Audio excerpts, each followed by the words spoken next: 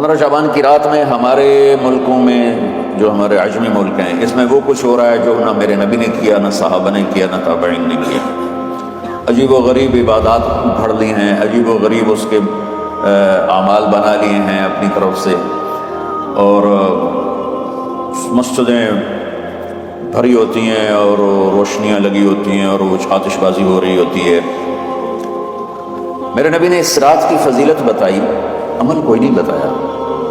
جیسے یہاں کوئی صلاۃ تسبیح کی جماعت کرا رہے ہوتے ہیں، کوئی اجتماعی تہجد پڑھ رہے ہوتے ہیں، کوئی دیگیں چڑھا رہے ہوتے ہیں، کوئی آتش بازی کر رہے ہوتے ہیں، تو وہ اس میں اتنا غلو ہو گیا ہے کہ یہ بھی ٹھیک نہیں۔ اور کچھ علماء نے اس کے رد میں اس کا اتنا انکار کیا ہے کہ اس رات کی کوئی فضیلت ہے ہی نہیں، یہ بھی ٹھیک نہیں۔ اس بیچ کا راستہ، اس رات کی فضیلت میں جتنی احادیث ہیں وہ ضعیف ہیں، لیکن اتنی کثرت سے ہیں کہ ان سب کا مل کر جمع ہو کر کم از کم وہ حسن لغیر ہی تک تو پہنچ جاتی ہیں۔ اور ابن عثیمین رحمۃ اللہ علیہ نے بھی یہ لکھا ہے کہ زیادہ سے زیادہ ان احادیث کے مجموعے سے، چونکہ اگرچہ ضعیف ہیں لیکن کافی زیادہ ہیں، تو وہ حسن لغیر ہی تک پہنچ جاتی ہیں۔ تو حسن لغیر ہی سے کوئی عمل ثابت نہیں ہوتا، عمل ثابت ہوتا ہے صحیح حدیث کے سے۔ ایک احادیث کی کثرت سے روایات اور ایک امت کا عمل، کہ امت کا بہت بڑا طبقہ صدیوں سے اس رات کا اہتمام کر رہا ہے، لیکن کچھ عرصہ پہلے تک اہتمام تھا دن میں روزہ رکھنا، رات کو کوئی نوافل پڑھ لینا، کوئی دو چار زیادہ پڑھ لینا، لیکن اب یہ ڈھول تماشا جو اب شروع ہوا ہے اس کا تو کوئی وجود ہی کوئی نہیں ہے۔ تو اس رات کو اللہ تعالیٰ نے مبارک بنایا، اور حدیث پاک میں آتا ہے کہ اللہ تعالیٰ اس رات میں ساری دنیا کے لوگوں کی بخشش فرماتا ہے سوائے 5 آدمیوں، 5 کے سوا سب اہل ایمان کی بخشش ہو جاتی ہے۔ مشرک، المشرک، پہلا مشرک، دوسرا مشاحن، مشاحن کیسے کہتے ہیں؟ دل میں بغض رکھنے والا، کینہ رکھنے والا۔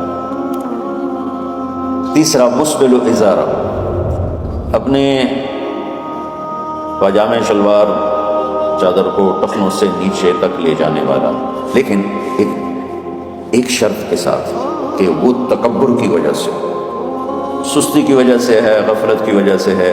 کیونکہ جب آپ نے ایک مرتبہ اس کے بارے میں بات کی تو حضرت ابوبکر صدیق نے کہا یا رسول اللہ، میری چادر، عرب چادر باندھتے تھے جیسے ہمارے پنجاب کا لباس چادر تھا، اب وہ کم ہو گئے، ہماری تو بزرگ عورتیں بھی اور مرد بھی سب چادر باندھتے تھے، شلوار تو کسی کو پتہ ہی نہیں ہوتا تھا ہمارے بچپن میں۔ یہ تو پھر آہستہ آہستہ جب تعلیم آئی تو شلوار دیہاتوں میں بھی اور شہروں میں عام ہو گئی۔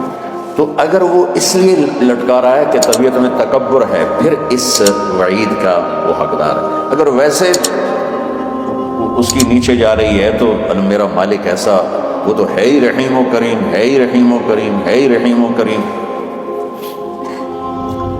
صرف شلوار نیچے لٹکانے سے وہ اتنی شدید سزا دے، اگر اس کے پیچھے تکبر ہے، پھر ہے یہ تکبر نہیں ہے تو انشاءاللہ وہ اس سے محفوظ ہوگا۔ تو اپنی چادر کو لٹکانے والا، لیکن بشرط تکبر۔ کتنے ہو گئے؟ عاق لوالدیہ، ماں باپ کا نافرمان، نافرمان ایسا کہ دکھ دینے والا۔ چھوٹی موٹی اونچ نیچ تو ہر بچے سے ہو جاتی ہے، لیکن نے والدین کو ٹکڑے ٹکڑے کر دیا اور ان کو دکھ دے دے دے دے کے ان کا سینہ چیر دیا ہو، چونکہ آپ کہتے ہیں پرزے پرزے کرنا کسی چیز کو، تو اپنے دکھ دے کر اپنی بدتمیزی کے ساتھ اس نے ماں باپ کا دل زخمی کر دیا ہو، ایک یہ نہیں معاف ہوتا۔ 5واں مدمن خمر، مسلسل شراب پینے والا، مستقل جو شراب کا عادی ہو۔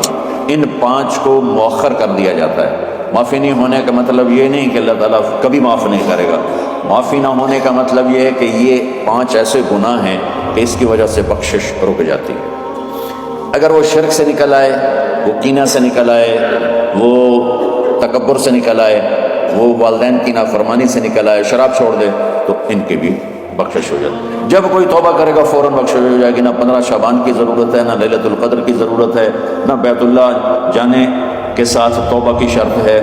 جہاں بھی وہ بیٹھ کے توبہ کرے گا جس لمحے میں کرے گا اسی وقت اس کی توبہ قبول ہوگی اور اللہ اس کے پچھلے سارے گناہوں کو معاف فرما دے گا۔ دن کا روزہ، رات کا قیام، زیادہ زیادہ قیام سے مراد نوافل ہیں، کوئی گھر میں پڑھ لے، کوئی مسجد میں پڑھ لے۔